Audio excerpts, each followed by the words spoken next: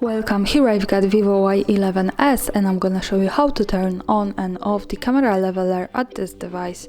So at first we have to tap on the camera button here to open it, and for now we are in the standard photo mode. Let's change this because the leveler here is only available in the pro mode. We can do it by using this settings bar and just simply going to the right to more. So here we have access to other modes of this camera. Now let's pick the pro mode.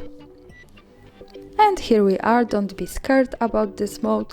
You can also use this as an auto mode, but I can also invite you to my other film where I explain how to use these settings. For now let's stay on the auto settings and let's go to this button at the center.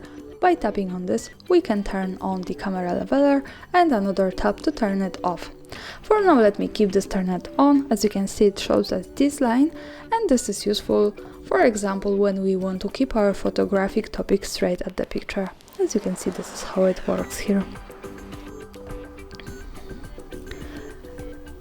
And of course, to turn this off, we can tap on this once again, and to go back to the standard photo mode, we have to just simply tap on X here, and here we are again.